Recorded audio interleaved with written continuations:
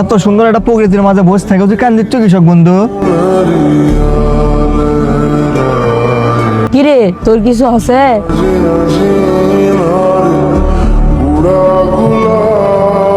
বন্ধু দেখ, আমার ফোনটা না নষ্ট হয়ে গেছে। তোর সামান্য ফোন নষ্ট হয়ে গেছে তাই তুই ইঞ্জয় করিচ্ছু?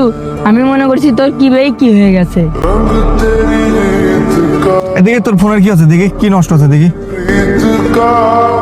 কি রে, ফোন তো সব ঠিকই আছে, নষ্ট হলো কুটি? বন্ধু, ফোনে যদি সবকিছু ঠিক থাকে তাহলে আমার মায়ের নাম্বার থেকে আমার ফোনে তো আর ফোন আসে না কে?